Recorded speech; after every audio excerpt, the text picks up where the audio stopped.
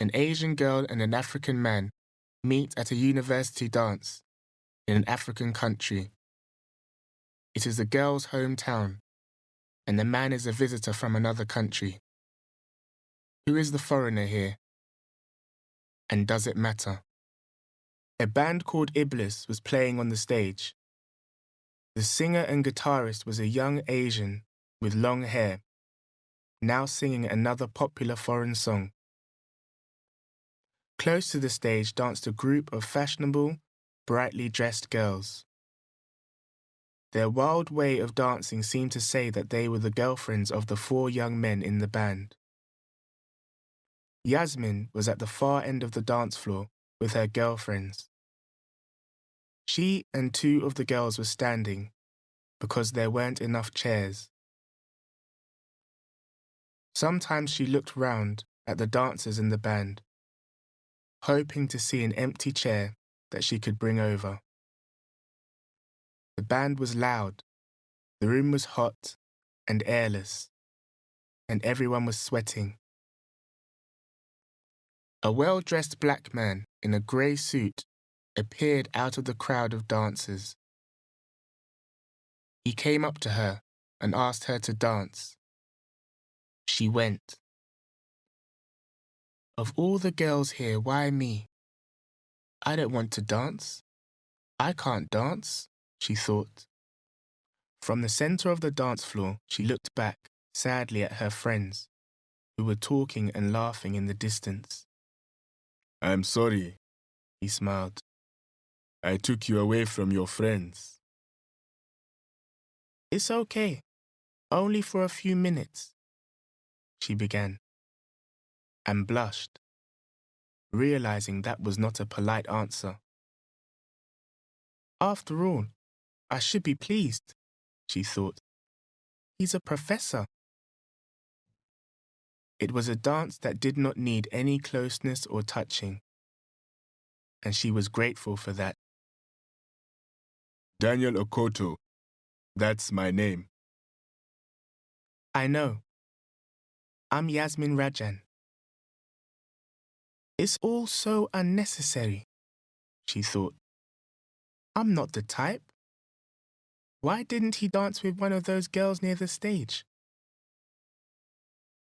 She looked at him. He danced much better than she did. She was shorter than him. Her long hair was brushed straight back from her face, and she wore a simple dress. This was the middle of her 2nd year at the university. Good music, he said. Yes, isn't it? I know the singer. But too Western, don't you think? I don't know. She felt uncomfortable with the conversation. There was the little worry too. Why had he chosen her? And would he want to see her again? He was looking at her and still talking. You're too westernized, you Asians. You like Western ways, European ways, even more than we Africans do. She didn't know what to reply and felt very embarrassed. He went on, shaking his head. Just listen to that song, Rolling Stones. What do you call Indian in that? Or am I missing something? Oh, why doesn't he stop? She thought. What do you mean we're westernized? She said angrily. Of course we have our own culture. We have centuries-old customs. She had stopped dancing, and there were tears in her eyes. She felt under attack in the middle of the 200 people dancing around her. She could feel their eyes burning into her, seeing her embarrassment. She left the koto in the middle of the dance floor, and with her back straight and her head high, returned to her friends. The next day, she waited for her punishment.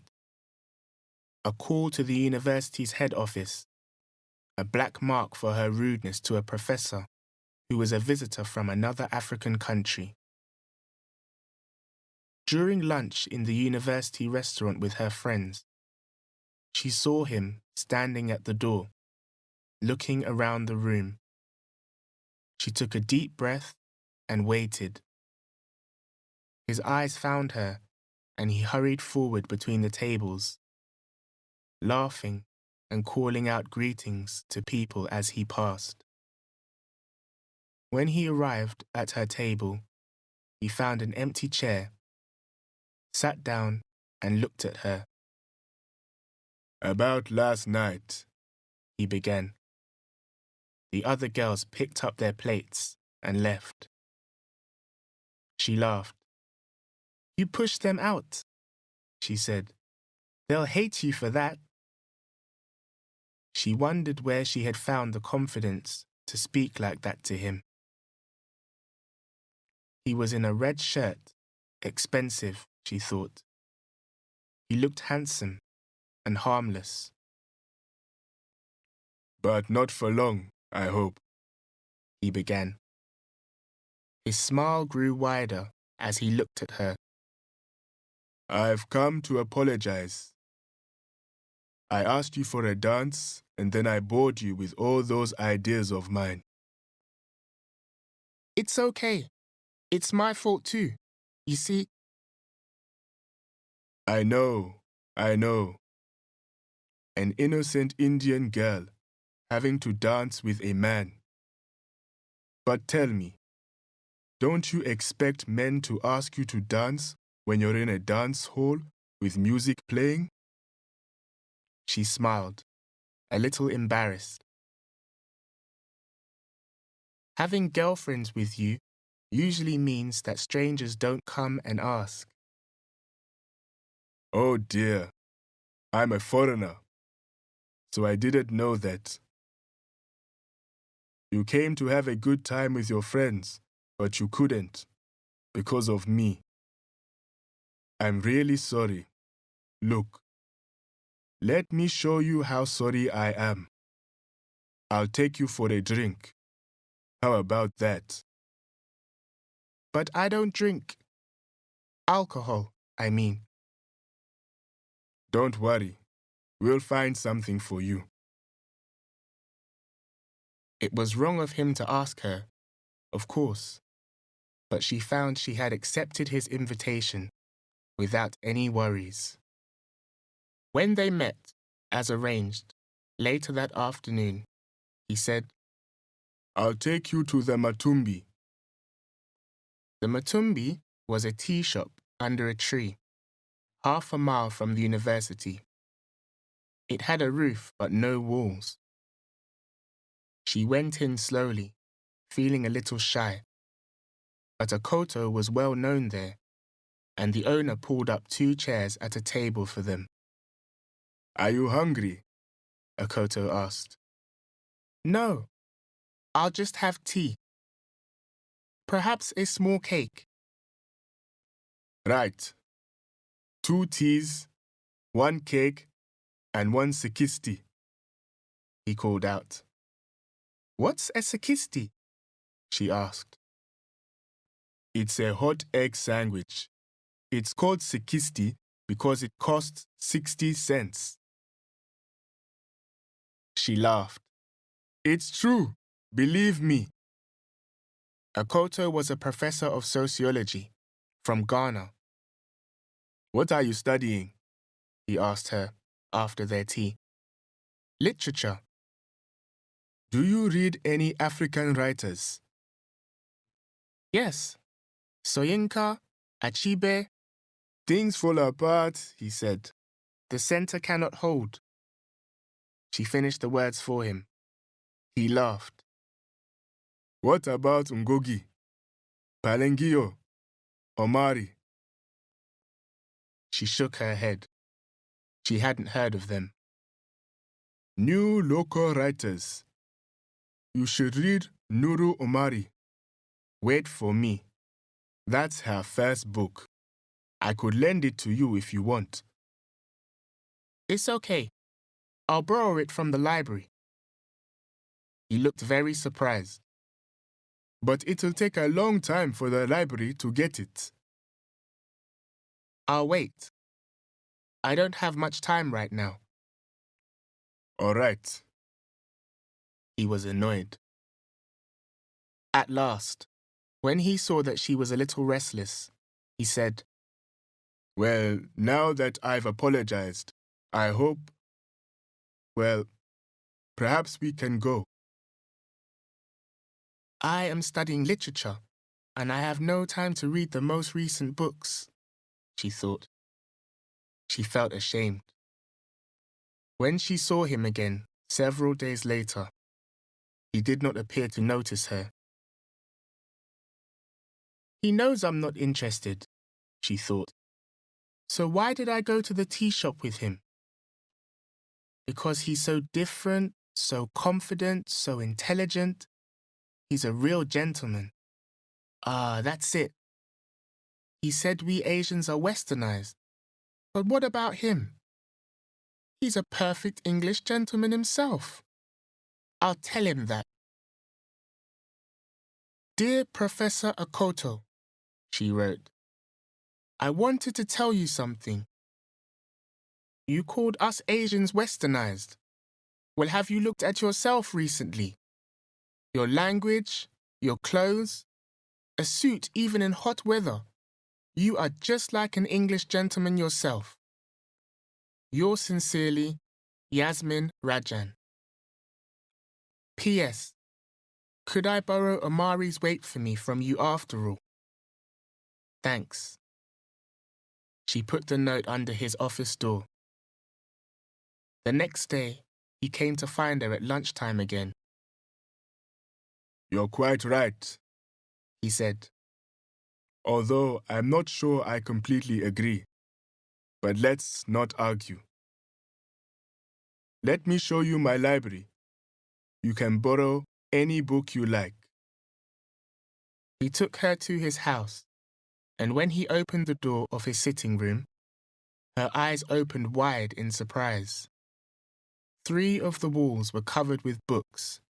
She had never before seen so many books which belonged to one person. You've read all these books? She asked. Well, I wouldn't. Lucky you. You must know so much. Oh, not really. Do you also write? Yes, but none of my writing is published yet. He had ideas about African literature. Today's writers are going back to their beginnings, digging deep. And that's what I'm trying to do, dig. So you can understand why I worry about what's real and what isn't. They went to the Matumbi that evening. She had her first sikisti and talked about her family. My father had a pawn shop, but pawn shops are no longer allowed. So now he has a shop which makes men's clothes. Tell me, do you think pawn shops are a bad thing? Well, I think they're bad for poor people. They have to pay an awful lot to get their things back. But where can poor people borrow money from? Not the banks. And you should see the kind of things they bring to the pawn shop. Old watches, broken bicycles, sometimes clothes. We have 3 old gramophones that we can't sell. Is that right? Can I look at them? Perhaps I'll buy one. I like unfashionable old things. So one afternoon, Yasmin took him to her father's shop to show him the old gramophones. He entered the shop alone, while Yasmin went round to the back of the building where the family lived. Her father came to meet Akoto. Come in, Bwana. What can I get for you? I came with Yasmin, Akoto explained in his bad Swahili. For a gramophone. Ah, yes, the professor. Sit, Boana, sit! While Yasmin's father showed Akoto the gramophones, Yasmin was inside the house, talking to her mother. How can you bring him here like this? Said her mother, angrily. What will the neighbors think? I'm so ashamed. But, Mummy, he is a professor. I don't care if he's a professor's father. By the time Akoto had left the shop with his gramophone, Yasmin's mother was wild with anger. You do not have friendships with men, not with men who we don't know. The world is not ready for it, said Yasmin's father quietly. You stay out of it, his wife screamed. This is between Yasmin and me. Yasmin knew her father would discuss things sensibly, but her mother never stopped warning her and punishing her and expecting the worst, just because she was a girl. Yasmin's 3 brothers did not have this problem. What do you know of him? With an Asian man, even if he's very bad, you know what to expect. But with him? Her mother went on shouting and screaming like this for hours. By the end of the day, Yasmin felt half dead with tiredness. It was more than a week before she and Akoto met again. Where do you eat lunch these days? He said, smiling. You're the perfect salesman. You sell me an old gramophone and disappear. Are you afraid I'll return it? She said something polite and walked quickly away. Later, she returned the books that she had borrowed from him and refused an invitation to the Matumbi. She did not go to the end-of-year dance, but her friends told her what happened there. Professor Akoto sat alone at a table for a while and drank quite a lot. He got into a fight with Mr. Sharp of the boys' school. Then he left. India was not just the past, or the close circle of family, neighbours and friends. India was a place, a culture, one of the great nations of the world. And during the holidays, Yasmin discovered India. She read endlessly and asked her father about it. Here in Africa, she was an Asian, an Indian. But up to now, she had known almost nothing about India. At first, her search for her own past seemed to put a distance between her and Akoto, the African. But this was what he had talked about, digging deep, finding what was real. So in a strange way, her search also brought her closer to him. The world seemed a smaller place when she went back to university. Smaller, but exciting, full of people doing their best, fighting, loving, staying alive. And she was one of those people.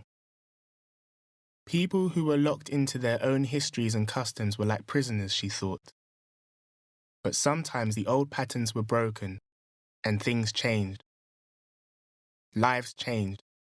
The world changed. She was part of that change, she decided. A month later, Yasmin's father was lifting boxes in his shop when he felt a pain in his heart.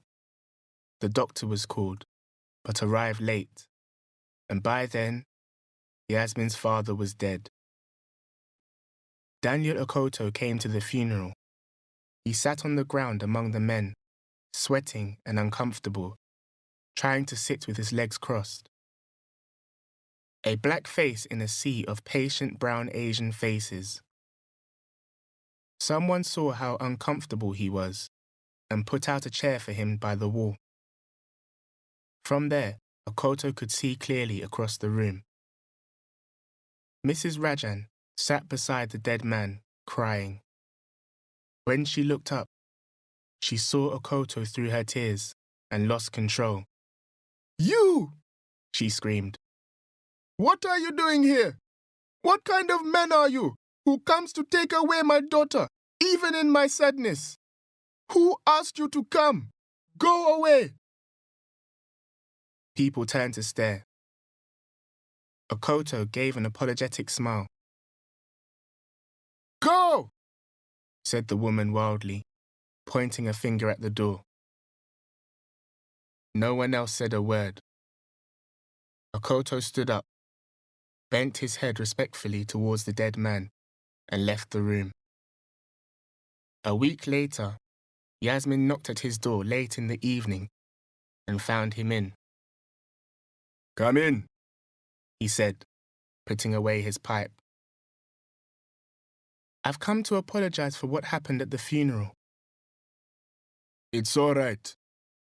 People aren't at their best at a funeral. But perhaps they're more honest." He watched her face carefully. "You must think we're awful. You're a professor. You know so much. You're a great man." "No, I don't think you're awful. And don't call me a great man." She began to laugh, a little wildly. They both laughed. "And you, I respect you." He spoke calmly. "You are brave. You left that crowd of girls that day at the dance. And since then, you've done it again and again. It's brave what you've done. Trying to break away from family, friends, the old customs, the old ways.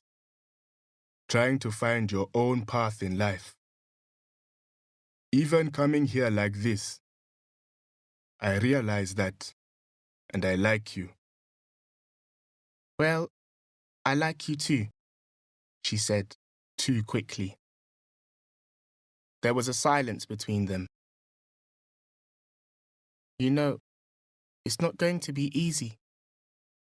With my father dead, this will be the most terrible news for my mother. It will kill her. It will..." Tears were running down her face. Now. He went up to her, put her wet face on his shirt. "We'll have to do the best we can, won't we?"